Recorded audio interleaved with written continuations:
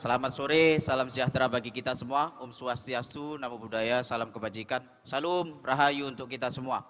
Yang terhormat anggota Bawaslu Republik Indonesia, Kordiv SDMO, Bapak Erwin JH Malonda, yang mudah-mudahan juga selalu sehat, selalu semangat membimbing kita dalam membawa arah kebaikan demokrasi di bangsa ini. Yang saya hormati para dewan juri, ada Prof Muhammad, ada Pak Nasrullah, ada Prof NAS, Ibu Khairunisa dan Ibu Widya Ningsih. Mudah-mudahan juga selalu sehat dan selalu bisa membimbing kita ke arah yang lebih baik dalam menjaga demokrasi di bangsa ini. Yang saya hormati pula para narasumber, hadir Prof Haryono, ada Bapak Tommy, mudah-mudahan juga selalu sehat. Yang saya banggakan teman-teman Bawaslu Provinsi seluruh Indonesia yang hari ini hadir baik secara daring maupun luring. Yang tidak bisa saya sebutkan satu per satu, mudah-mudahan kita dengan Perbawaslu 3 selalu solid dan selalu bisa berkoordinasi, konsolidasi dalam membawa arah kebaikan bagi demokrasi. Teman-teman kabupaten kota yang hari ini juga hadir, baik secara daring maupun luring, yang juga tidak bisa saya sebutkan satu persatu. Pertama, yang harus saya sampaikan pengenalan diri dulu. Saya sendiri Imam Bukhari, Kordiv SDMU Bawaslu Provinsi Lampung. Ada kawan saya Kordiv Hukum, ada Bapak Suheri, dan ada kawan saya Kordiv PS Penyelesaian Sengketa, Bapak Gistiawan. Ini orang-orang luar biasa bagi saya, beliau senior. Karena saya termasuk yang paling muda. Saya adik bontot di Bawaslu Provinsi Lampung. Yang saya banggakan juga teman-teman Bawaslu Jawa Barat yang hari ini juga jadi presenter bersama kita di panggung ini. Pertama, tentu saya harus menyampaikan bahwa proses demokrasi di Indonesia ini sudah mengalami banyak hal, banyak perbaikan, termasuk salah satunya dalam konteks pelaporan. Yang dulunya harus secara manual, hari ini kita juga sudah mulai berkembang dengan secara digitalisasi, termasuk dalam konteks laporan. Akan tetapi kita juga nanti akan mengurai berbagai pengalaman di Provinsi Lampung tentunya, dalam hal SIPS atau sigap lapor, seberapa efektifkah, seberapa berguna, atau apa saja yang menjadi kendala dan halangan dalam konteks digitalisasi termasuk dalam konteks laporan. Dalam hal ini bahwa terutama saya harus mengenalkan dulu sebagai bagaimana apakah potensinya ada ketika SIPS atau sigap lapor di Provinsi Lampung tentunya, karena dengan jumlah kabupaten secara geografis, dengan jumlah mata pilih di Provinsi Lampung yang kurang lebih 6,5 juta, artinya seharusnya ini bisa mempermudah dalam hal pelaporan setiap potensi-potensi pelanggaran yang ada di Provinsi Lampung tentunya, secara global tentunya di Indonesia, ini seharusnya mempermudah. Tapi nanti kami juga harus mengapupakan bahwa ada potensi-potensi kendala, ada kendala-kendala yang yang membuat laporan secara digital ini tidak efektif. Begitu kira-kira. Jadi para Bapak Ibu semua, sebelum nanti berlanjut kepada teman-teman saya yang dua, nanti kita akan memutarkan video bagaimana proses dan mekanisme pelaporan secara digital, mekanisme syaratnya dan segala macamnya, terus tindak lanjutnya ketika ada laporan secara digital, artinya tindak lanjut bagi provinsi itu sendiri atau tindak lanjut bagi penyelenggara itu ketika masuk dalam laporan digital. Itu nanti kita akan putarkan sebuah video yang menjelaskan dari awal sampai akhir, sampai pada laporan-laporan yang berbentuk potensi sengketa. Nah, nanti kawan saya berdua juga akan menyampaikan apa sih yang menjadi kendala kita, apa sih yang menjadi halangan kita. Sebelum secara detail disampaikan oleh kawan saya juga ingin menyampaikan secara global bahwa ada kendala atau ada tantangan tersendiri terkait SIPS atau laporan secara digital. Pertama, di wilayah kami di Provinsi Lampung itu secara SDM tentu saja menjadi kendala, dan ini saya rasa bukan hanya di Lampung. Terus yang kedua, secara geografis di Provinsi Lampung ini juga masih banyak wilayah-wilayah yang blank spot.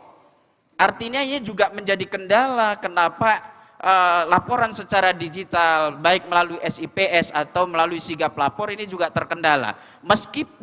Meskipun kita sama-sama mengetahui bahwa digitalisasi ini seharusnya mempermudah kita dalam konteks bagaimana mengawasi dan mengawal proses demokrasi itu sendiri.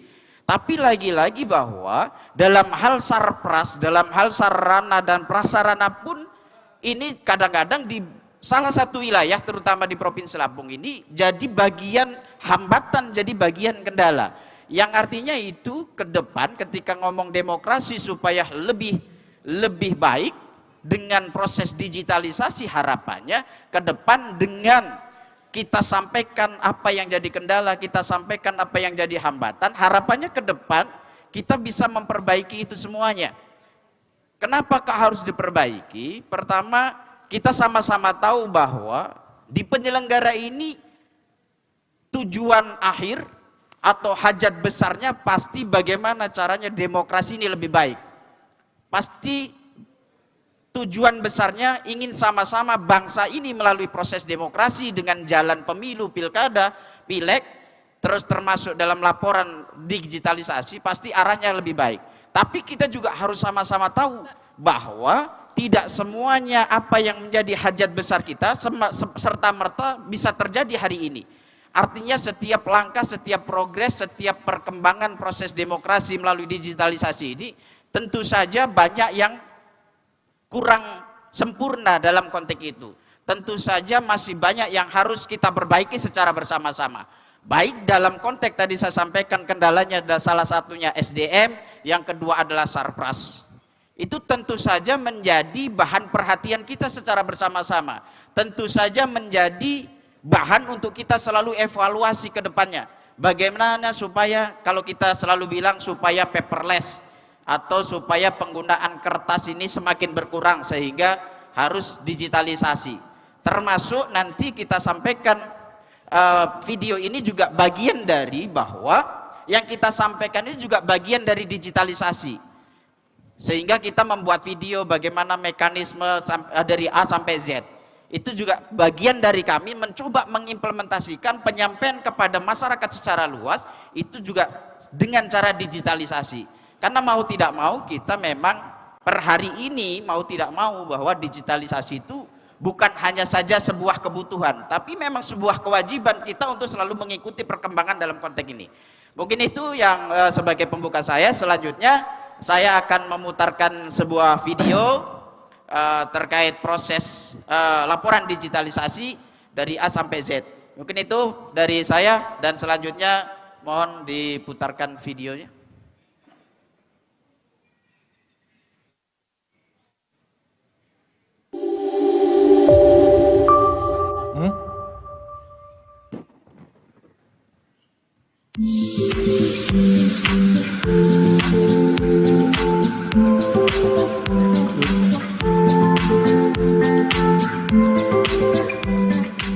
Penanganan laporan dugaan pelanggaran serta permohonan penyelesaian sengketa merupakan bagian dari tugas, kewenangan, dan kewajiban Lembaga Pengawas Pemilu. Sesuai amanat Undang-Undang Nomor 7 Tahun 2017. Proses ini menjadi bagian dari pelaksanaan fungsi pencegahan dan penindakan pelanggaran, termasuk penanganan sengketa, sebagaimana diatur dalam Pasal 97, Pasal 98, dan regulasi terkait lainnya. Digitalisasi dalam penegakan hukum pemilu adalah bentuk respons terhadap kebutuhan tata kelola modern yang menuntut kecepatan, keterbukaan, dan efisiensi. Transformasi ini turut dilakukan oleh Bawaslu melalui inovasi teknologi seperti Sistem Informasi Penanganan Pelanggaran Pemilu dan Pelaporan, serta Sistem Informasi Penyelesaian Sengketa atau SIPS. Kedua sistem ini mendorong mekanisme pengawasan yang lebih transparan, akuntabel, efisien, dan berbasis data. Dalam proses awal, masyarakat sebagai pelapor dugaan pelanggaran atau pemohon penyelesaian sengketa dapat datang langsung ke kantor Bawaslu di berbagai tingkatan untuk menyampaikan maksud kedatangan mereka. Jika yang disampaikan terkait tindakan yang bertentangan dengan ketentuan pemilu atau pemilihan, maka hal tersebut termasuk kategori dugaan pelanggaran. Sementara itu, jika masalah yang muncul dikarenakan adanya hak yang dirugikan secara langsung yang dialami oleh peserta pemilu atau pemilihan dengan penyelenggara pemilu atau peserta pemilu atau pemilihan lain akibat dikeluarkannya keputusan, berita acara atau tanda pengembalian KPU, maka yang terjadi adalah sengketa proses pemilu atau pemilihan. Pelaporan dugaan pelanggaran dapat dilakukan dengan dua cara. Datang langsung ke kantor Bawaslu di setiap tingkatan atau menggunakan aplikasi Sigap Lapor. Begitu pula dengan penyampaian permohonan sengketa yang dapat diajukan langsung melalui loket penerimaan permohonan di kantor Bawaslu atau melalui sistem digital SIPS. Digitalisasi melalui Sigap Lapor dan SIPS memungkinkan masyarakat untuk melaporkan pelanggaran atau mengajukan sengketa secara elektronik. Sigap Lapor menyediakan sarana pelaporan yang cepat dan transparan. Sementara SIPS mengintegrasikan proses penyelesaian sengketa agar lebih efisien dan mudah diakses. Secara umum, penanganan laporan pelanggaran maupun permohonan sengketa memiliki alur dan mekanisme yang mirip. Keduanya terdiri dari tahapan penerimaan laporan atau permohonan, penerbitan tanda terima, pemeriksaan syarat formil dan material, perbaikan dokumen, pemeriksaan ulang hasil perbaikan, serta registrasi. Terdapat perbedaan subjek antara pelapor pelanggaran dan pemohon sengketa. Pelapor pelanggaran dapat berupa warga negara Indonesia yang memiliki hak pilih, pemantau dalam pemilu dan pilkada yang terakreditasi, atau peserta pemilu. Sedangkan pemohon sengketa terdiri dari partai politik calon peserta pemilu, bakal calon anggota DPD, bakal pasangan calon pada pemilihan kepala daerah, pasangan calon yang telah ditetapkan, serta tim kampanye untuk sengketa antar peserta. Perbedaan juga terlihat pada pihak yang dilaporkan. Dalam pelanggaran, terlapor adalah pihak yang diduga melakukan pelanggaran, seperti WNI, ASN, calon peserta, atau tim kampanye. Sementara pada sengketa, termohon adalah KPU provinsi atau kabupaten kota, atau pasangan calon jika sengketa terjadi antar peserta. Dari sisi objek, laporan pelanggaran berfokus pada tindakan yang melanggar peraturan pemilu atau pemilihan. Sebaliknya, objek sengketa adalah keputusan, berita acara, atau tanda pengembalian yang diterbitkan oleh KPU di berbagai tingkatan. Terdapat batas waktu penyampaian laporan maupun permohonan. Laporan pelanggaran harus disampaikan paling lama 7 hari sejak pelapor mengetahui atau menemukan dugaan pelanggaran. Sedangkan permohonan sengketa disampaikan maksimal 3 hari kerja sejak keputusan atau berita acara yang dikeluarkan oleh KPU. Dalam proses penerimaan laporan dan permohonan secara digital, pelapor menginput laporan melalui Sigap Lapor menggunakan akun yang dikirimkan melalui surat elektronik. Pemohon sengketa membuat akun pada laman SIPS, kemudian menginput permohonan sesuai formulir digital.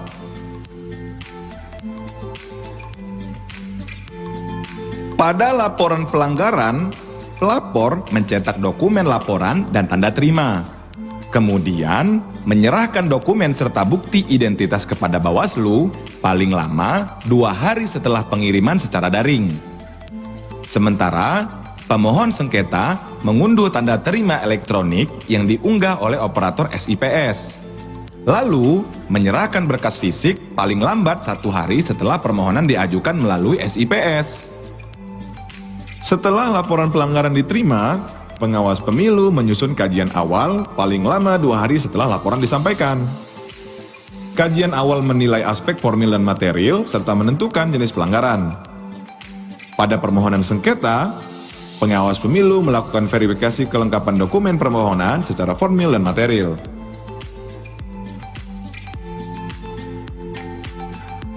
Syarat formil dan material laporan pelanggaran meliputi identitas pelapor, terlapor, waktu penyampaian, waktu dan tempat kejadian, uraian kejadian, serta bukti. Sedangkan pada permohonan sengketa, verifikasi mencakup dokumen permohonan, identitas pemohon, objek sengketa, alat bukti, dan daftar alat bukti. Tahapan berikutnya adalah rapat pleno. Pada laporan penanganan pelanggaran, pleno menentukan apakah laporan memenuhi syarat formil dan material atau tidak.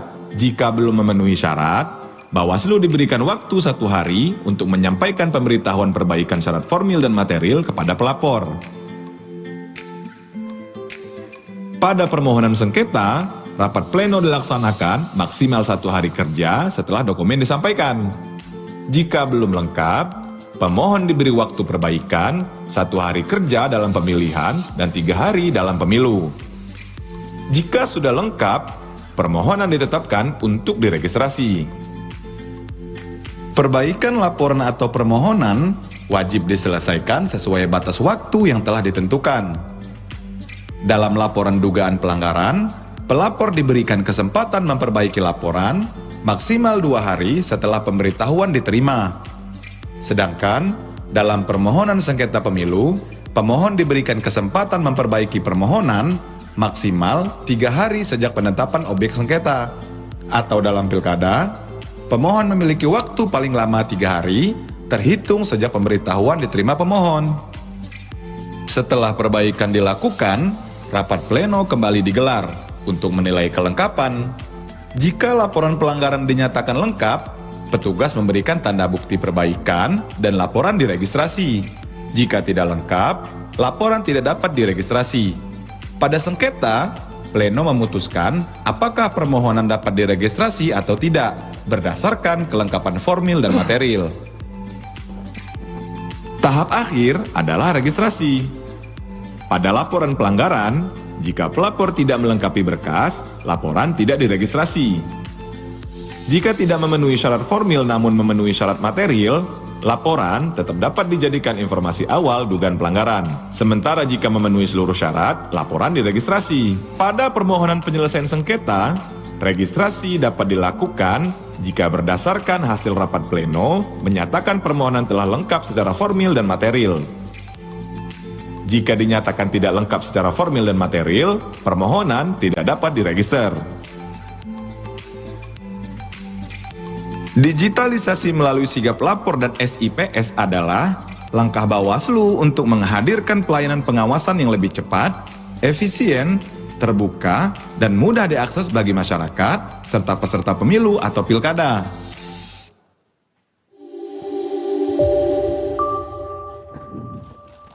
Oke, terima kasih. Itulah kira-kira bahwa ada mekanisme pasca pelaporan lewat SIPS atau sigap lapor, maka harus ada tindak lanjut dari apa yang masuk kepada digitalisasi laporan. Untuk melengkapi dari video ini, saya supaya dilanjutkan oleh teman saya Bapak Gistiawan. Bapak Suhairi dulu.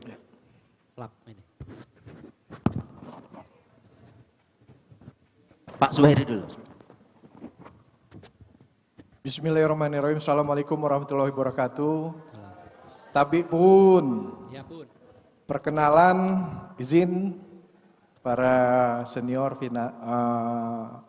penilai, tim penilai. Saya tadi menyampaikan salam penghormatan, salam pembuka khas Lampung. Mungkin itu salah satu dari kearifan lokal kita sebagai lembaga pengawas pemilu tetap harus bisa beradaptasi, adaptif terhadap lingkungan di daerah kita masing-masing. Perkenalkan, saya Suhairi, Koordinator Divisi Hukum Bawaslu Provinsi Lampung. Yang saya hormati Pak Kordip SDMO Diklat, yang saya hormati tim penilai, para senior, yang saya hormati para narasumber, yang saya hormati dan saya banggakan, terima kasih atas atensi dan kehadirannya kawan-kawan dari Bawaslu Provinsi terundang yang sempat hadir di Manado di batch ketiga ini. Yang saya hormati dan saya banggakan kawan-kawan kabupaten kota yang sempat hadir dari perwakilan Sulawesi Utara. Terima kasih, saya melanjutkan apa yang sudah disampaikan oleh rekan saya, Koordinator Divisi SDM, terkait laporan digitalisasi. Lampung salah satu provinsi yang sangat majemuk, heterogen, dengan jumlah kabupaten kota, 15 kabupaten kota, 229 kecamatan, dan 2.640 desa kelurahan, yang mana dari kami menjadi provinsi penghubung Pulau Jawa dan Sumatera. Kemajemukan yang ada di Provinsi Lampung ini dan keunikan letak geografis karena Lampung banyak pegunungan dan juga banyak laut, sehingga ini mempengaruhi juga terkait era digitalisasi ini, karena sebagian besar di wilayah di Provinsi Lampung itu masih sangat jauh untuk bisa mengakomodir transformasi era digitalisasi yang dari analog ke digitalisasi. Masih banyak juga warga Lampung yang masih buta teknologi, sehingga terkait sigap lapor dan SIPS ini masih sangat jauh dari harapan untuk dipergunakan sebagaimana mestinya. Dan izin tim penilai, Pak Kordip dan narasumber, saya sampaikan di sini bahwa Lampung, kami 7 ini belum pernah memakai jas sebagai majelis. Artinya Lampung dari tahapan pemilu, pemilihan legislatif, pemilihan presiden, sampai dengan pemilihan kepala daerah, kami Provinsi Lampung, 7 pimpinan Bawaslu Provinsi Lampung ini tidak pernah menangani penanganan pelanggaran. Artinya apa? Kami berharap ini keberhasilan kami bersama dalam rangka melakukan tugas-tugas pengawasan, kami memaksimalkan, mengikhtiarkan tugas-tugas kami melakukan pencegahan. Yang pada akhirnya sampai dengan PSU pun kami tadinya berharap ada laporan yang ditindaklanjuti. PSU di Kabupaten Pesawaran itu waktu hari kedua itu dilakukan pelaporan oleh tim dari salah satu pasangan calon, tapi mereka tidak melengkapi syarat formil dan materialnya, sehingga sampai hari ini izin Prof, kami 7 ini belum pernah menjadi majelis dalam proses penanganan pelanggaran maupun penyelesaian sengketa administrasi yang ada di Provinsi Lampung. Oleh karenanya, karena kami tanpa case yang terjadi di Provinsi Lampung, makanya kami tidak bisa bercerita banyak terkait sigap lapor dan SIPS ini. Artinya apa? Mohon izin, Pak Kordip, mohon izin para narasumber dan tim penilai, kami tidak bisa bercerita banyak terkait sigap lapor dan SIPS ini karena memang tidak ada case di Provinsi Lampung. Saya berharap ini bukan hal yang baik atau positif. Bukan hal yang baik dan hal positif, karena kami, apalagi kami yang masih 1 periode ini berharap kami bisa memakai jas, melakukan adjudikasi terkait dugaan tindak pidana, dugaan tindak administrasi yang dilakukan, sengketa administrasi yang dilakukan oleh peserta pemilu ataupun oleh masyarakat. Oleh karenanya, saya mohon izin atas keterbatasan kami untuk terkait persoalan sigap lapor dan SIPS ini, kami tidak bisa bercerita lebih banyak, dan tadi di video itu sudah secara detail kami membuatkan video itu, memang kami pelakunya bersama dibantu staf untuk bisa menampilkan realita memang yang terjadi di Provinsi Lampung.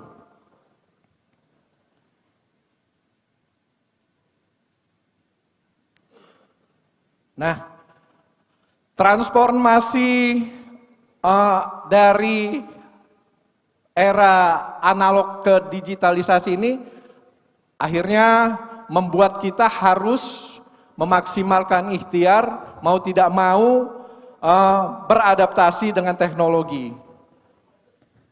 Tapi sekali lagi saya katakan di sini, saya mohon izin, mohon maaf, kami tidak bisa bercerita terkait SIPS dan sigap lapor ini secara detail, maksimal, karena memang Lampung tidak ada penanganan pelanggaran ataupun penanganan sidang-sidang administrasi yang dilakukan oleh peserta pemilu untuk kami yang menjadi majelis. Mungkin ini saja yang bisa dapat saya sampaikan terkait sigap lapor. Nanti akan disambung sama rekan saya terkait SIPS. Terima kasih. Saya akhiri. Assalamualaikum warahmatullahi wabarakatuh. Rabi pun.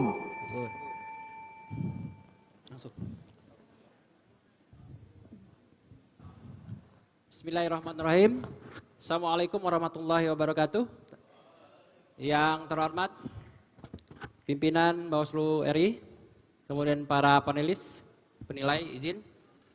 Saya langsung saja bahwa terkait dengan yang disampaikan oleh rekan saya di mukadimah tadi, bahwa kami diamanahkan tentang bagaimana kemudian alur penanganan pelanggaran mulai dari awal kemudian penyelesaian sengketa proses administrasi di Bawaslu.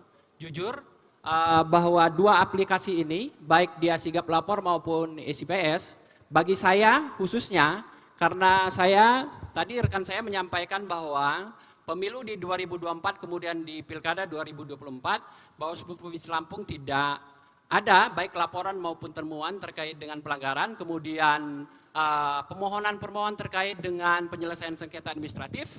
Tetapi saya secara pribadi dulu di 2019 masih di Bawaslu Kota Bandar Lampung mengalami betul bahwa terkait dengan fungsi dan manfaat daripada aplikasi sigap lapor dan SIPS ini. Jujur di 2019 saya masih di Kota Bandar Lampung. Pemilu 2019, saya waktu itu baru dilantik 1 minggu baru dilantik jadi Bawaslu Kota Bandar Lampung, sudah menangani permohonan terkait dengan penyelesaian sengketa pada saat pengisian calon anggota legislatif. Baru 1 minggu, Prof. Nah, oleh karenanya kami jujur saja, walaupun kami tidak dibekali bagaimana metodologi persidangan kemudian dan seterusnya, tetapi kami dibekali dengan Perbawaslu, kemudian dengan teknis pelaksanaan penyelesaian sengketa. Jujur bahwa SIPS ini tidak lain dan tidak bukan adalah menindaklanjuti norma di dalam Perbawaslu kita bahwa penyampaian permohonan pemohon itu melalui 2 cara. Yang pertama itu adalah dengan penyampaian secara langsung, yang kedua penyampaian secara tidak langsung. Kalau dia penyampaian secara langsung tentunya tadi sudah disampaikan bahwa alurnya itu jelas. Pemohonnya atau pelapornya langsung mendatangi kantor-kantor Bawaslu baik di tingkat provinsi maupun di kabupaten kota sampai di tingkat kecamatan. Tapi berbeda kalau dia menyampaikan terkait dengan penyelesaian sengketa proses administratif. Walaupun memang penyampaian ini melalui 2 cara, baik langsung maupun tidak langsung, tetapi outputnya tetap pemohon harus hadir di kantor-kantor Bawaslu di mana mereka harus melamporkan terjadinya perbedaan atau perselisihan antara penyelenggara dengan peserta maupun peserta dengan peserta.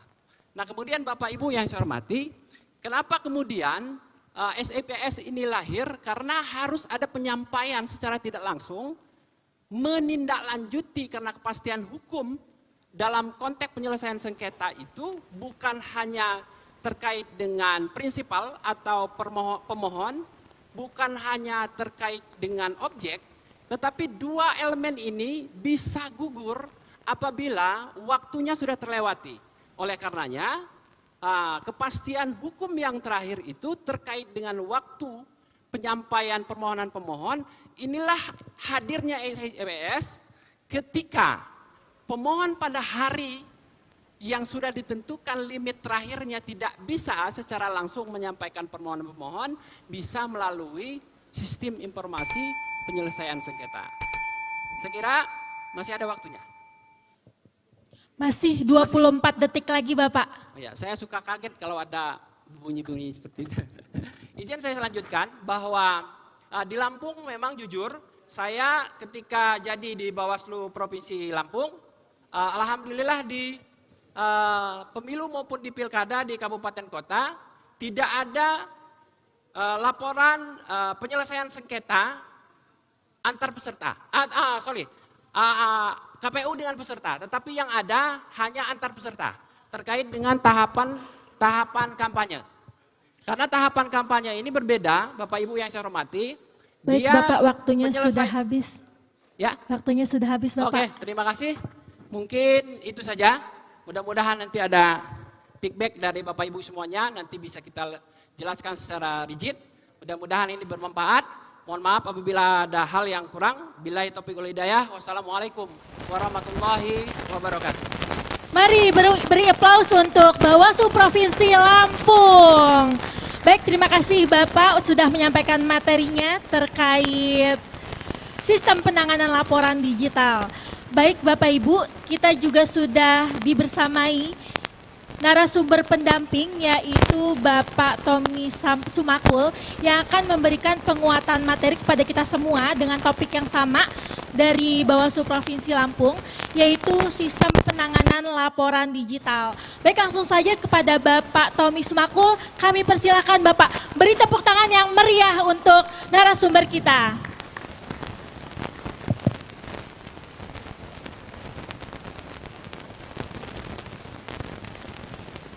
Selamat sore, Assalamualaikum warahmatullahi wabarakatuh.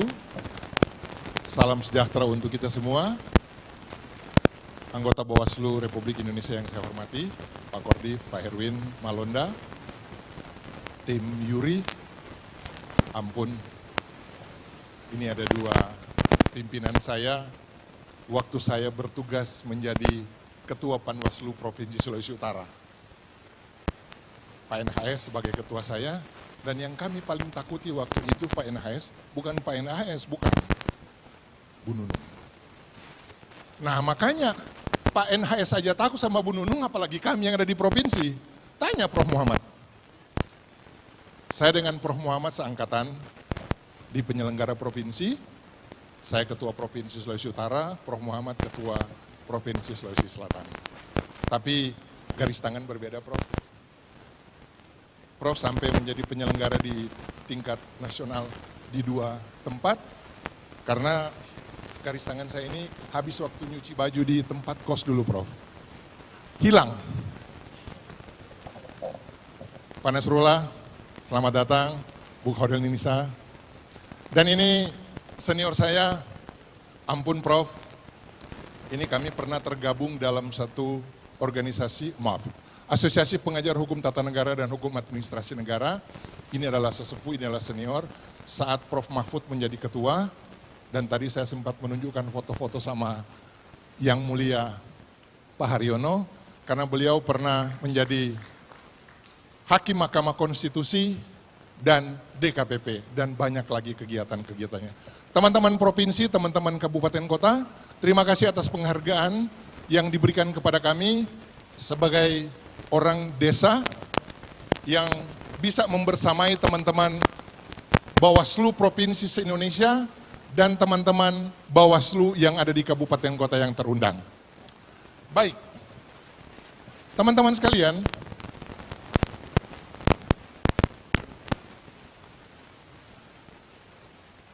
ya, tadi banyak hal yang sudah disampaikan oleh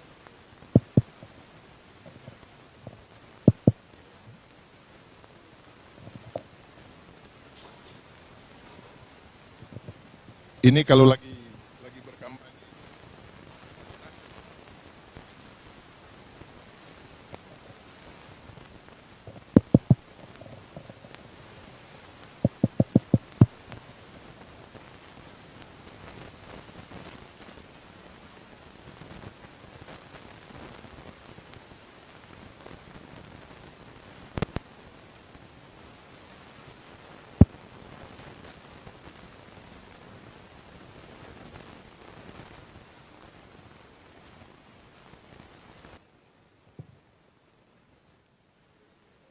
Nah ini kan bagaimana kita meningkatkan kompetensi teknis penggunaan aplikasi pelaporan, memastikan bahwa SDM kita mampu, karena jujur saja, dalam setiap kegiatan-kegiatan yang dilakukan oleh teman-teman penyelenggara, apakah itu Bawaslu, KPU, ataupun DKPP, selalu terbentur di persoalan SDM.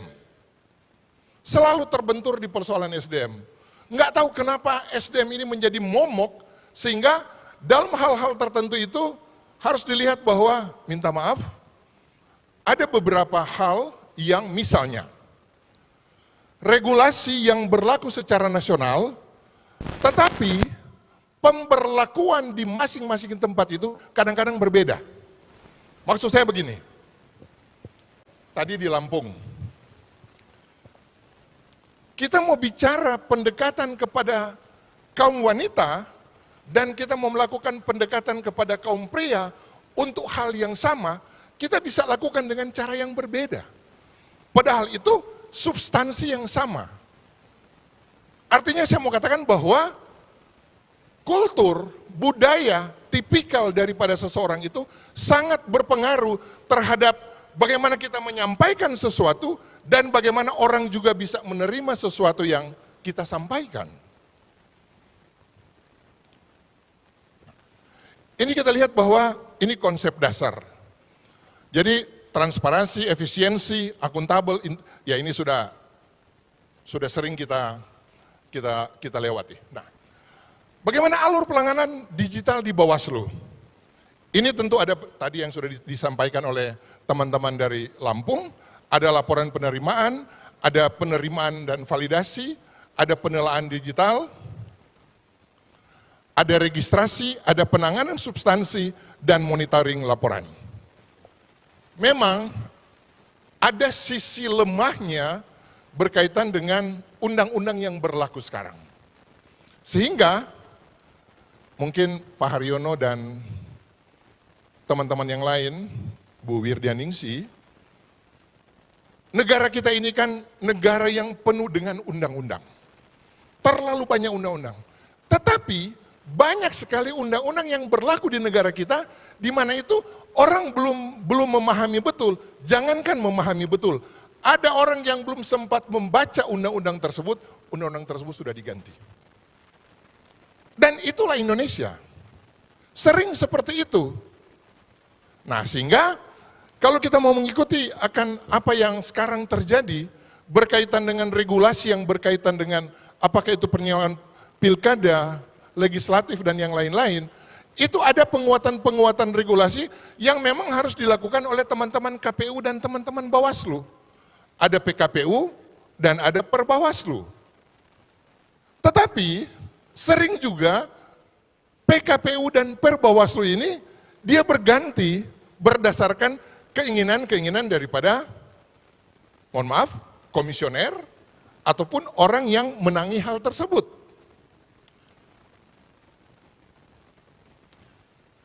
Nah, kadang-kadang kan begini, saya tidak mau melakukan pelaporan karena saya khawatir laporan saya ini diketahui oleh orang lain. Kita jadi was-was. Sehingga apa yang disampaikan oleh teman-teman pembawa materi sebelumnya, mengatakan bahwa kita gampang sekali sebetulnya kita menghindar untuk hal-hal yang berkaitan dengan 7 hari, 3 hari, dan 2 hari. Kita selesaikan saja itu dan sudah tidak ada aturan yang bisa menjangkau. Dalam arti bahwa regulasi kita itu memang bukan lemah, tetapi ada hal-hal tertentu yang dibuat sehingga memperlemah regulasi yang kita gunakan. Teman-teman sekalian, mungkin sering kita melihat bahwa bagaimana sih kita memanfaatkan sistem digital ini. Tujuannya adalah bagaimana laporan yang akan kita masukkan tersebut itu bisa disampaikan secara cepat, efisien, dan tidak memakan waktu. Berikut, ya human error itu di mana-mana. Siapa saja dari kita pernah melakukan hal yang demikian? Pernah. Mau izin Prof, sekuat apapun kita, basic pengetahuan kita, basic keberimanan kita, kadang-kadang kita di tempat-tempat tertentu, di waktu-waktu tertentu bisa melakukan yang namanya human error. Antara sengaja atau tidak sengaja. Ternyata, wow, kita keliru melakukan penanganan ini. Wah, kita keliru melakukan interpretasi ini. Wah, ya itu kan kalau kita belajar teori kesalahan itu kan ada sengaja dan alpa. Ya izin Prof, ada sengaja dan alpa. Nah, sehingga apa yang akan kita laporkan tersebut, itu bisa diterima, bisa bermanfaat. Apakah ini bermanfaat bagi lembaga kita, bermanfaat bagi pelapor, ataupun bermanfaat bagi siapa saja? Teman-teman sekalian, karakteristik masing-masing provinsi, izin Jawa Barat berapa kabupaten kota? Waktu masih Banten berapa? Waktu dengan Banten? Banten berapa kabupaten kota sekarang ya? 8 ya, panas. Sekarang 27. Kita bisa membayangi bahwa daftar pemilih jumlah penduduk terbesar itu ada di Jawa Barat. Tentu jumlah pemilih paling besar itu tentu ada di Jawa Barat. Dalam hal-hal tertentu, pemberlakuan regulasi di Jawa Barat dan pemberlakuan izin di sini ada Papua Selatan. Jumlah penduduk Papua Selatan boleh berapa banyak, Pak? Berapa, Pak? 356.000 sekian untuk Provinsi Papua Selatan, dan ini kurang lebih 40 juta DPT. Jumlah penduduknya itu kurang lebih 45 juta. Yang saya mau katakan bahwa ada regulasi yang memberlakukan jumlah penduduk yang besar dan jumlah penduduk yang kecil. Contoh yang paling konkret apa? Jumlah anggota DPD. Jumlah anggota DPD di provinsi kecil dan di provinsi yang besar itu sama, 4 orang. Sehingga ada yang mengatakan bahwa ini tidak fair, tidak adil. Kan cara mengukur tidak fair dan tidak adil di masing-masing tempat itu berbeda. Saya misalnya hari ini berdiri di sini, apakah saya fair berdiri di sini? Apakah teman-teman merasa adil saya duduk di sini? Ada yang mengatakan, kayaknya belum terlalu fair deh. Siap, Pak Ketuaku? Pak Ketua kalau ketemu saya, beliau nggak panggil topi. Beliau selalu manggil saya, Prof, topi miring. Ini yang menamakan saya, topi miring. Topi miring ada? Waduh, Pak NAS lagi itu. Tommy, topi miring. Ya, berikut. Apa yang teman-teman lakukan, teman-teman Bawaslu, di tingkat RI, di tingkat provinsi, kabupaten kota, sampai di PKD, ada hal-hal yang memang menurut masyarakat mereka melakukan kekeliruan. Dan itu kita fair saja bahwa ada orang yang menilai bahwa istilah Pak Bakhtiar tadi itu apa namanya? Polisi swasta apa namanya? Istilah daripada Pak Bakhtiar. Nah, sehingga saya mau katakan bahwa pemberlakuan aturan yang nantinya kalaupun itu pemberlakuan itu berbasis digital, itu kadang-kadang penerimaannya itu bisa berbeda-beda. Saya mau katakan tadi. Tergantung saat mana kita menyampaikan dan kepada siapa kita menyampaikan. Hal yang kita sampaikan, hal yang sama, misalnya saya menyampaikan sesuatu kepada Pak Nas dan kepada Prof. Muhammad. Untuk hal yang sama, mungkin saya bisa pendekatan, saya selalu memberikan contoh begini. Saya mau minta air minum. Saya tahu kan Prof. Muhammad itu orang Makassar. Mungkin saya bilang, izin Prof, ada air minum? Panas yang tipikalnya sedikit tipikal daripada Panas itu welcome, mungkin saya hanya begini sama Panas. Bung, Prof. Muhammad sudah mengetahui apa yang saya perlukan dan Pak Nas sudah mengetahui apa yang saya perlukan untuk hal yang sama, tapi cara penyampaian saya itu berbeda. Kan tadi ibu-ibu, tidak mungkin ibu-ibu kita mau masuk dengan bahasa-bahasa yang kasar. Walaupun itu hal yang sama. Pak Nur yang dari Jateng, ya mungkin beda saya mau menyampaikan. Karena mantan ketua saya, ketua, masih ada air minum? Bu Nunung? Bu, karena ini Bu Nunung ini, jujur dulu waktu kami Panwaslu Provinsi, waduh, ini ada saksi hidup Prof. Muhammad. Jangan coba-coba Bu Nunung sudah ada di podium, terus kita masuk terlambat. Waduh, habis.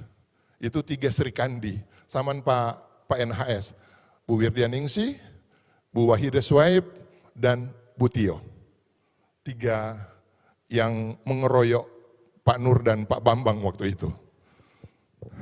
Iya Pak Nur ya?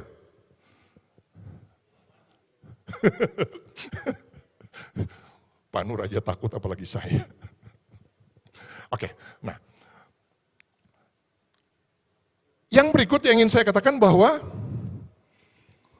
tantangan kita sekarang adalah kesenjangan. Jadi itu terjadi kesenjangan di mana-mana seperti yang saya katakan tadi. Berikut infrastruktur yang tidak merata. Di Lampung kira-kira ada berapa desa kelurahan yang memang sangat sulit untuk dijangkau dengan internet? Kira-kira. 30% cukup besar. Ya, desa kelurahan. Desa kelurahan. Artinya apa? Untuk kegiatan-kegiatan yang berbasis digital ini sangat sulit di tempat-tempat tertentu karena apa? Belum bisa dijangkau oleh fasilitas internet. Berarti prosesnya harus secara manual. Nah ini juga yang membuat kita terjadi kesenjangan karena memang infrastruktur yaitu yang memang tidak merata. Ya memang di era sekarang ini bagaimana kita mau melakukan perubahan-perubahan berkaitan dengan kerja manual ke kerja digital. Itu butuh proses. Tidak serta-merta apa yang ditawarkan kepada kita berkaitan dengan digital ini bisa diterima oleh semua masyarakat. Bisa dipahami oleh semua masyarakat. Nah, saya menawarkan ada beberapa solusi ya, mungkin ya biasalah. Pelatihan rutin, penyesuaian SOP digital yang baru, ada evaluasi berkala, dan kolaborasi dengan pemerintah daerah. Ini penting. Kita tidak boleh menafikan bahwa kita bekerja di ruang-ruang publik di mana kita tidak bisa bekerja sendiri-sendiri. Harus membutuhkan bantuan daripada teman-teman, stakeholder yang lain berkaitan dengan apa yang akan kita lakukan. Termasuk di dalamnya kita bekerja sama dengan teman-teman di pemerintah provinsi, pemerintah kabupaten kota, dan hal-hal yang berkaitan dengan itu mungkin ada yang belum bisa kita lakukan, kita bisa bekerja sama dengan mereka dan kita bisa bekerja bersama-sama.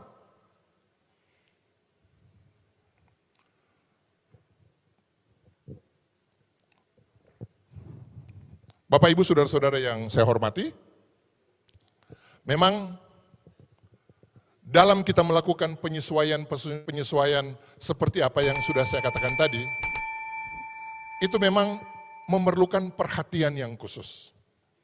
Dalam arti bahwa sesuatu yang akan kita lakukan, di mana hal yang akan kita lakukan tersebut memang belum pernah kita lakukan, tentu kita akan intens untuk melakukan pembelajaran agar supaya kita bisa mengerti, kita bisa memahami hal apa yang akan kita lakukan di kemudian hari. Contoh misalnya, Saya setiap ketemu Prof. Muhammad, saya sebetulnya menghindari untuk itu. Tetapi setiap ketemu dengan Prof. Muhammad, satu pertanyaan yang beliau tanya ke saya. Kapan guru besarnya? Aduh. Setiap pertemuan dengan Prof. Muhammad, Bu Nunung sudah pernah ditanya Prof belum? Enggak berani. Jadi setiap ketemu, jadi memang ada waktu-waktu tertentu memang kita sangat sulit untuk mengungkapkan sesuatu, tetapi ada juga waktu-waktu tertentu yang memang kita bisa sampaikan secara lapang, di mana orang-orang tertentu yang akan kita sampaikan hal yang demikian itu tidak akan merasa tersinggung dan tidak akan merasa dilecehkan. Tadi misalnya dari Kalimantan Tengah, mau berbicara kepada ibu-ibu kan kita harus menggunakan bahasa-bahasa yang halus. Dan di akhir yang penyampaian saya ini adalah digitalisasi penanganan laporan bukan hanya proses teknologi.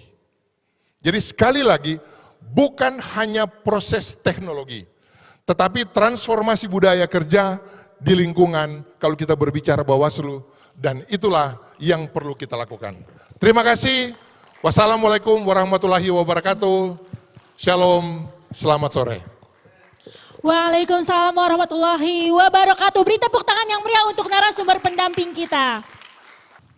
Baik Bapak Ibu, selanjutnya kita akan memasuki ke sesi diskusi. Di sini kita akan berdiskusi banyak sekali pertanyaan-pertanyaan dari Bapak Ibu maupun sharing atau tanggapan. Baik, untuk sesi yang pertama saya persilahkan tanggapan dari Bapak Ibu dari Bawaslu Provinsi yang saat ini menjadi peserta.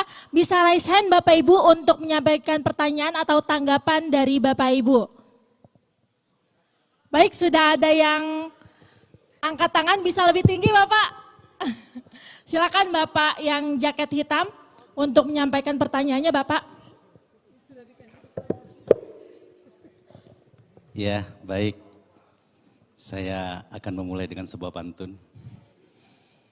Jika membeli sayur sawi, jangan lupa membeli kemiri. Saya bernama Said Abdullah Dahlawi, berasal dari Provinsi Kepri. Ya, sedikit saja, tadi menarik satu kondisi yang kita alami bersama bahwa banyak sekali kita temui, hampir tidak ada yang menggunakan apa tadi itu sistem bukan SPS, sigap lapor, hampir jarang yang menggunakan sigap lapor itu. Pertanyaannya, apakah memang masyarakat tidak perlu sigap lapor? Sistemnya ya? Atau jangan-jangan sigap lapor ini sebenarnya belum kita maksimalkan? Ini pertanyaannya. Bagaimana menurut pendapat bapak-bapak yang menjadi narasumber, dan jika memang jawabannya seperti itu, apa jawabannya nanti, bagaimana treatment dan solusinya untuk kita semua. Karena ada satu hal, saya sepakat dan menarik tadi apa yang disampaikan oleh Ketua Jabar tadi. Ini sahabat saya ini, dia sangat percaya diri nih sebenarnya. Dia belum bertanding saja dia sudah yakin dia juara kemarin itu. Nah, jadi jangan-jangan kita selama ini hanya bangga dengan pelatihan-pelatihan yang kita buat di internal kita, tetapi sesungguhnya ketika itu diukur dengan ekspektasi masyarakat, itu jauh dari harapan masyarakat. Itu. Nah, bagaimana Bapak menyikapi hal ini? Terima kasih. Assalamualaikum warahmatullahi wabarakatuh. Baik, terima kasih Bapak untuk pertanyaannya. Saya persilahkan karena kita masih ada waktu, saya persilahkan dua penanya lagi. Bisa diberikan mic-nya Ibu atau tim IO?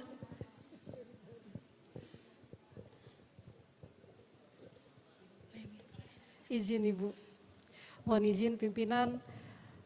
Pertama-tama perkenalkan, nama saya Ingrid, saya dari Bawaslu Kabupaten Manokwari Selatan, Provinsi Papua Barat. Izin pimpinan saya Pak Charles, terima kasih dari kedua pimpinan kami dari Provinsi Jawa Barat dan juga dari Provinsi Lampung yang sudah sangat luar biasa memberikan pemaparan materi.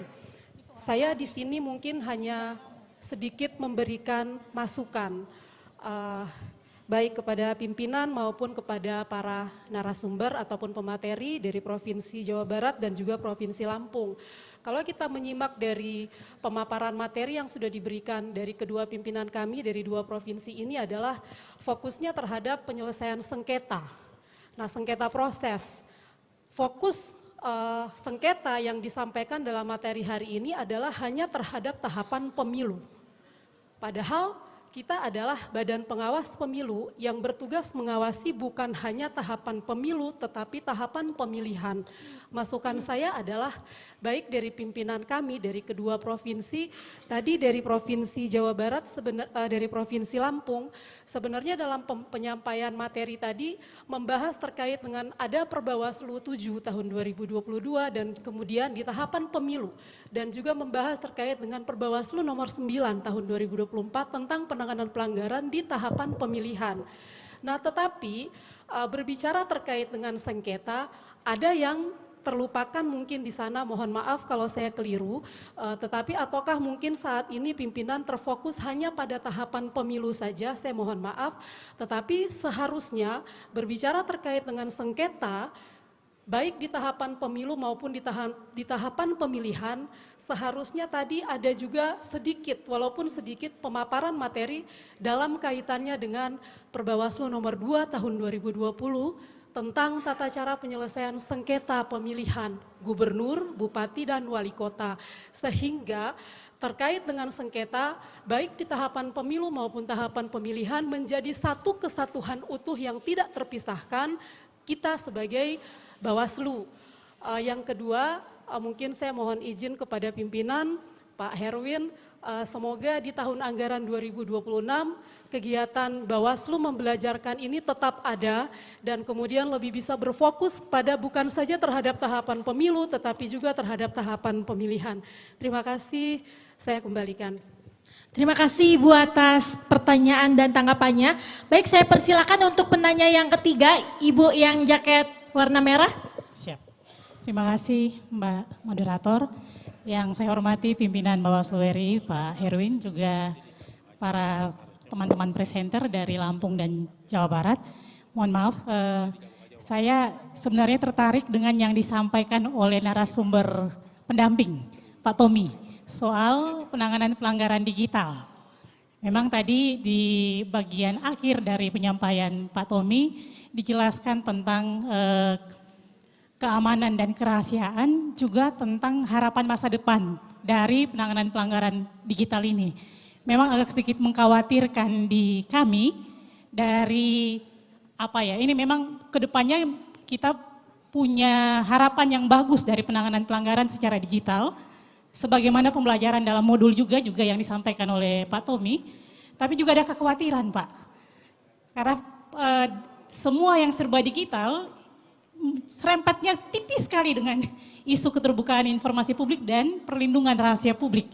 Nah, saya membayangkan tadi dari penjelasan di penanganan pelanggaran digital soal keamanan dan kerahasiaan, salah satunya di bagian pertama ada soal bagaimana informasi itu enskripsi end to end. Tapi saya membayangkan di aplikasi WA, bagian yang sudah seperti itu pun bisa diteruskan. Nah, saya membayangkan kalau kajian yang belum final, kemudian bisa diakses dan diteruskan, ini juga sesuatu yang menjadi isu di kita sebagai badan yang punya kewenangan untuk melakukan penanganan pelanggaran. Nah, yang tidak digital saja kadang-kadang bocor Pak. Ini digital, nah, saya minta kira-kira ini seperti apa ke depannya. Itu saja, saya kembalikan. Terima kasih. Baik, terima kasih Ibu. Karena waktunya masih ada, saya persilahkan lagi saya utamakan untuk Bawaslu Provinsi, presenter yang menjadi peserta dulu. Bapak Ibu, adakah yang mau bertanya atau memberikan tanggapan? Ya silakan Bapak yang belakang. Ibu, silakan Ibu. Baik, terima kasih. Yang kami hormati pimpinan Bawaslu RI, Pak Herwin. Mohon maaf saya bertanya lagi ya untuk kesekian kalinya. Ya, saya dari Kalimantan Tengah. Saya mau bertanya kepada Pak Dr. Harjono. Ini kan kadangkala putusan dari sengketa pemilihan, sengketa proses pemilihan maupun pemilu itu bisa digugat ke Tun ya atau ke MA. Nah yang saya tanyakan, apakah Bawaslu ini punya peluang keputusan itu bisa, putusan sengketa itu bisa final meningkat. Sementara Bawaslu ini kan bukan lembaga peradilan. Kira-kira ada peluang begitu nggak, Prof? Kemudian untuk Bawaslu Jabar, saya lihat pemaparannya itu cukup bagus. Cuma sengketa ini kan banyak. Ada nggak satu case di lapangan yang kemudian kita dapat pelajaran yang bagus di situ untuk peningkatan kualitas penyelesaian sengketa kita. Mungkin itu saja. Terima kasih. Assalamualaikum warahmatullahi wabarakatuh. Baik, terima kasih Bu atas pertanyaannya. Saya persilakan kembali untuk Bawaslu Provinsi Presenter yang menjadi peserta. Apakah ada yang ingin bertanya lagi? Iya, silakan Bapak. Presenter, silakan Bapak.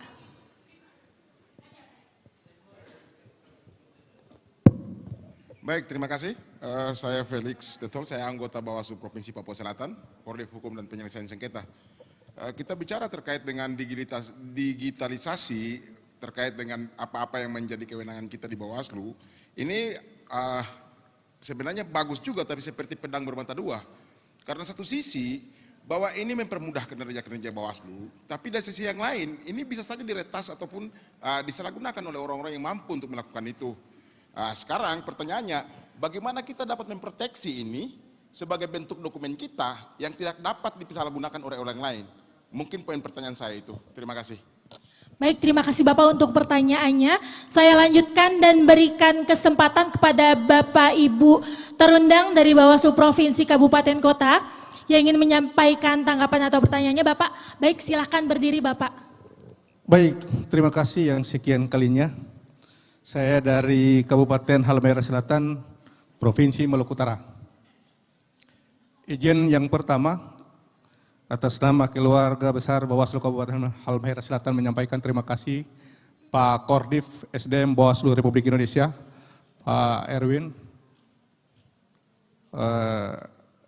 TA-nya maupun bagian diklat. Kenapa itu yang saya dahulukan? Karena jujur dengan adanya program kegiatan ini sangat membantu kita karena sebelumnya kan tidak ada. Oke, itu saja ucapan terima kasih saya. Selanjutnya saya konkret persoalan kedua pemateri baik dari Jawa Barat dan Lampung. Untuk Jawa Barat, jujur saya sampaikan di tempat ini sangat luar biasa. Penyampaian kita berikan apresiasi dulu untuk Jawa Barat karena sangat detail yang disampaikan, tapi ada tetapinya. Dan tetapinya itu bukan ansihnya di teman-teman Jawa Barat.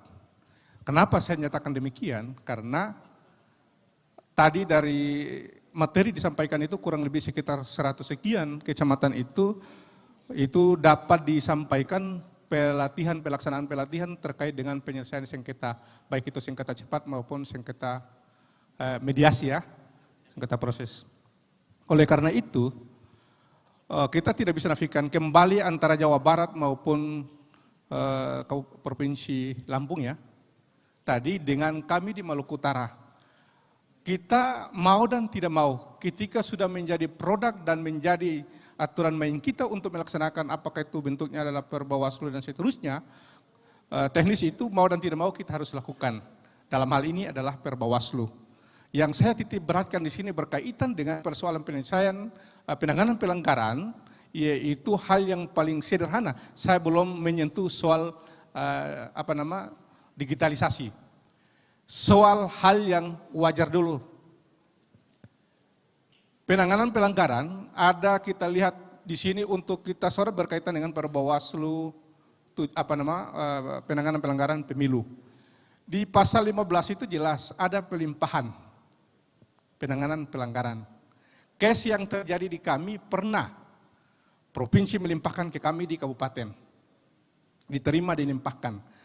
Turunan di bawahnya lagi menjelaskan secara detail. Pelimpahan itu paling lambat, saya sedikit agak teknis ya. Nanti ini berkaitan. Paling lambat itu 1 hari. Disertakan dengan buktinya. Setelah diterima dan dilimpahkan ke tingkat kabupaten, yang terjadi malah bukan 1 hari setelah itu. satu dan lain hal yang tidak bisa dinafikan, kondisi alam. Via telepon tidak bisa masuk untuk dikirim itu yang pertama. Lalu yang kedua, dikirim dokumennya lewat kapal.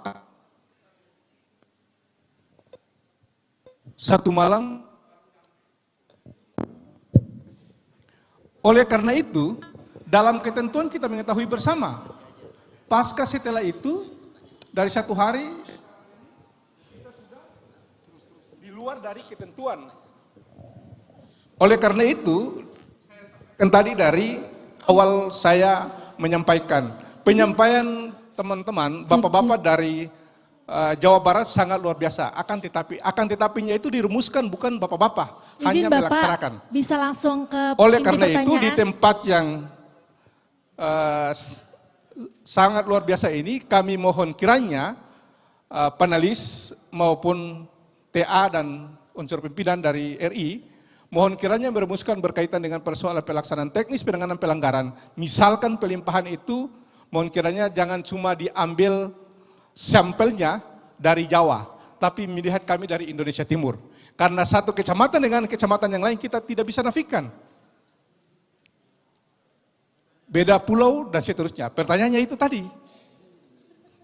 Iya kan? Artinya nambah tapi kan lihat substansinya.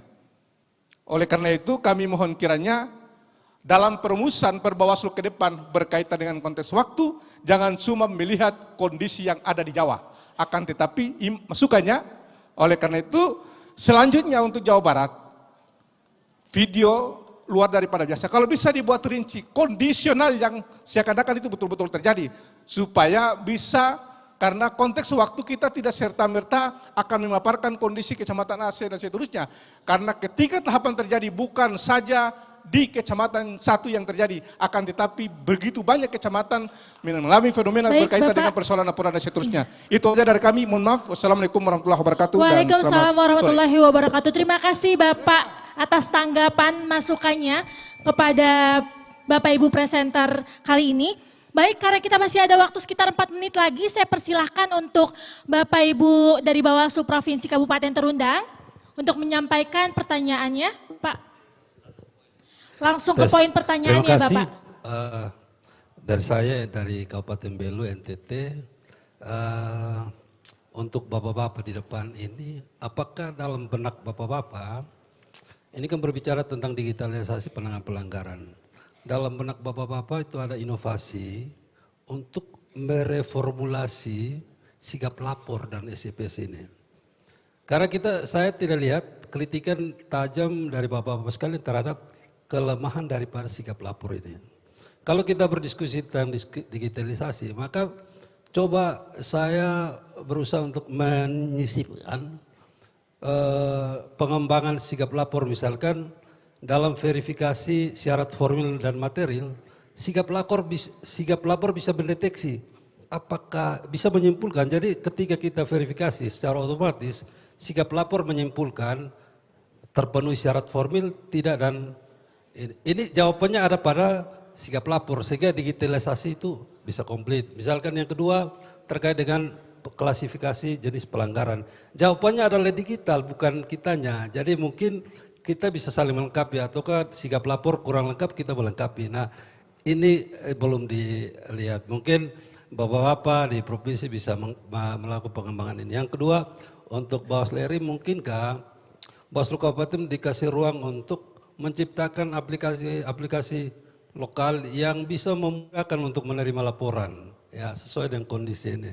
Karena di daerah itu kita punya teman-teman IT yang memang sangat mampu untuk membuat platform-platform digital ini. Ya. Dan di Belu sendiri kita sekarang itu kembangkan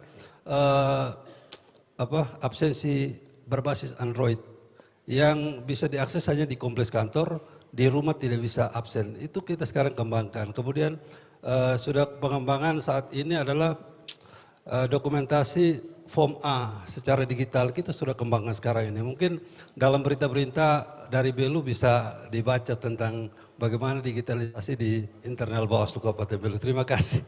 Baik Bapak, terima kasih untuk tanggapannya, masukannya juga untuk Bawaslu Provinsi dan Bawaslu RI juga ya Bapak untuk pertanyaannya. Baik, selanjutnya saya akan langsung masuk ke sesi penanggap peserta eksternal. Dari sini ada Bapak Ibu yang dari eksternal mau memberi tanggapan atau pertanyaan? Bisa raise hand Bapak Ibu? Baik, karena tidak ada. Baik Bapak, dipersilakan. Terima kasih, saya Brilian dari Bawaslu Kota Manado, Provinsi Sulawesi Utara. Pertama-tama tentunya terima kasih Pak Kordiv, Dr. Herwin Melonda, MPDMH yang sudah memberikan kami kesempatan untuk ikut dalam kegiatan ini.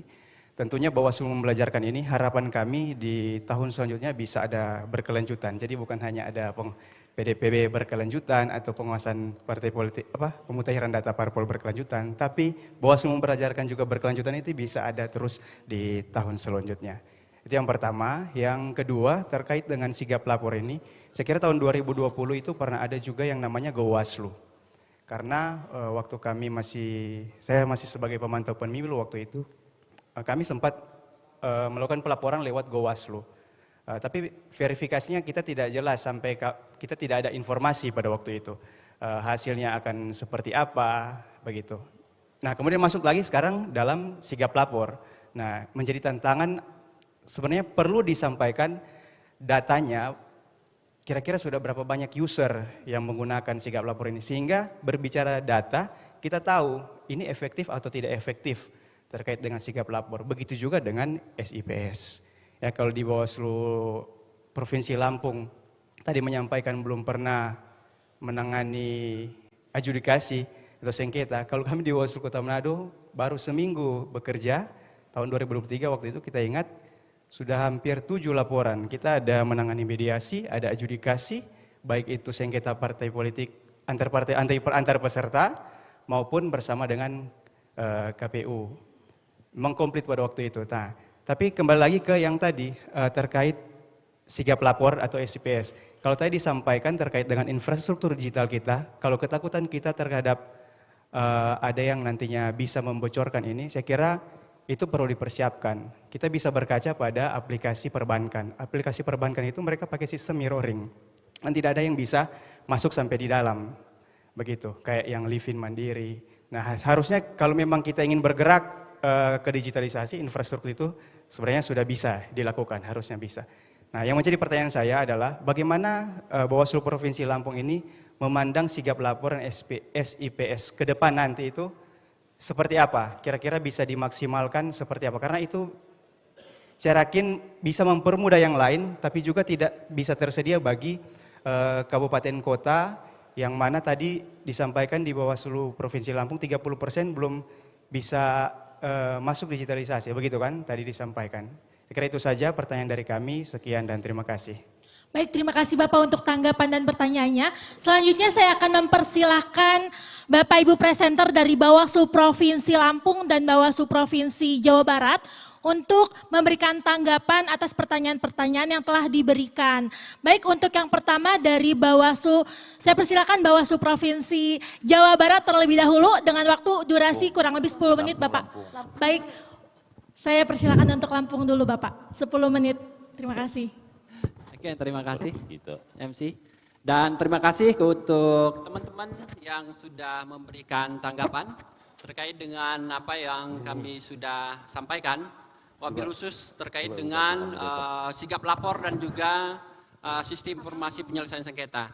Bapak Ibu yang saya hormati, tadi saya sudah sampaikan bahwa dua metode ini, sigap lapor maupun SIPS ini adalah menerjemahkan bahwa ada baik laporan maupun penyelesaian sengketa itu kepastian hukum yang pertama itu yang pertama itu adalah terkait dengan waktu. Jadi kepastian hukum itu adalah waktu. Jadi sigap lapor dan kemudian SIPS ini tentunya menindaklanjuti dengan meminimalisir waktu, apalagi baik pemohon maupun termohon yang jaraknya jauh, kemudian waktu terus berjalan, sehingga untuk mempermudah penyampaian permohonan pemohon, kemudian penyampaian pelanggaran, itu yang pertama dilaporkan dengan sigap lapor di media sigap lapor, kemudian SPS. Jadi kesimpulannya, sigap lapor dan SPS ini adalah sebuah media yang perlu disampaikan kepada masyarakat untuk memberikan kemudahan. Untuk memberikan kemudahan kepada masyarakat, baik peserta pemilu maupun masyarakat, dalam konteks menyampaikan ada laporan atau temuan terkait dengan pelanggaran pemilu maupun pilkada, kemudian bagaimana melaporkan penyelesaian sengketa ketika peserta pemilu itu dirugikan. Nah kemudian tadi disampaikan oleh penanggap, bagaimana tanggapan Bawaslu Provinsi Lampung, apakah sigap lapor dan SPS ini ke depannya maunya seperti apa? Tadi kami sudah sampaikan justru di Lampung itu ada beberapa spot, Ibu yang saya hormati, bahwa ada beberapa spot daerah itu yang blank spot. Kemudian ada juga sinyal antara naik dan turun. Nah oleh karenanya ke depan tentunya sigap lapor ini dan juga SIPS ini perlu ada beberapa yang harus diperkuat.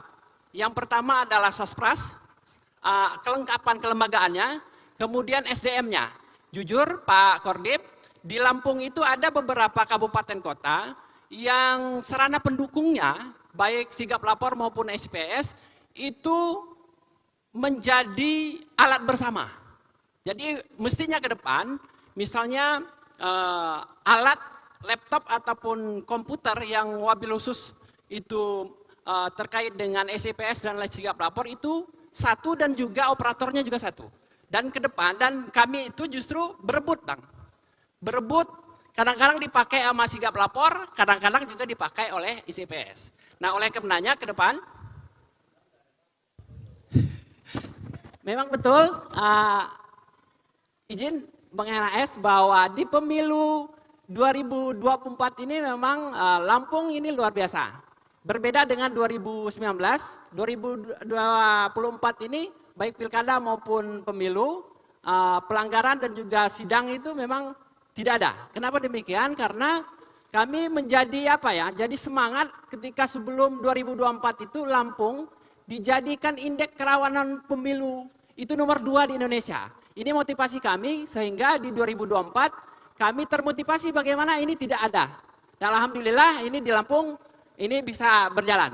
Nah kemudian Bapak Ibu yang saya hormati Bang Erwin, Pak Kordip SDM, ke depan kami berharap bahwa Bawaslu RI terkait dengan sigap lapor ini perlu menyiapkan sarana dan prasarana, kemudian SDM yang betul-betul paham betul terkait dengan bagaimana melaksanakan menjadi operator sigap lapor dan juga SPS. Saya kira itu, terima kasih teman-teman, mohon maaf apabila ada hal yang kurang. Billahi taufiq wal hidayah, wassalamualaikum warahmatullahi wabarakatuh. Waalaikumsalam warahmatullahi wabarakatuh, masih ada 1 menit, apakah ada penambahan Bapak? Baik, cukup. Baik, terima kasih Bapak atas tanggapannya. Kita beri aplaus untuk presenter kita dari Lampung. Baik. Ya, terima kasih. Sebagus apapun aturan yang kita buat, sebagus apapun yang akan kita lakukan, kalau memang kita sudah mempunyai niatan untuk merusak, itu pasti akan jadi rusak. Saya mau katakan bahwa aturan yang bagus dijalankan oleh orang yang tidak bagus, maka itu akan hasilnya pasti tidak bagus. Saya sudah pernah mengatakan di sini bahwa ini ada filsuf dari Cina, yang mungkin sudah dikemukakan oleh Bung Ferry tadi, Deng Xiaoping. Dia mengatakan seperti ini, tidak penting itu kucing hitam atau kucing putih, yang penting kucing itu bisa nangkap tikus. Artinya apa? Ada orang yang mengedepankan proses, ada orang yang mengedepankan tujuan. Mana yang kita mau pilih? Proses bagus, tujuan tidak tercapai, atau proses tidak bagus tapi tujuan tercapai? Nah, tergantung situasi dan kondisi saat mana kita melakukan hal yang demikian. Enskripsi end to end, sebagus apapun yang akan kita protek, kalau ada niatan untuk meneruskan laporan ini kepada orang lain, buyar itu Bu. Jadi tergantung integritas kita sendiri. Walaupun sudah ada format yang dibuat sedemikian rupa berkaitan dengan sekuritas daripada perangkat-perangkat yang kita gunakan, ya saya bukan mau mencontohkan hal yang lebih besar, NASA aja bisa dibobol.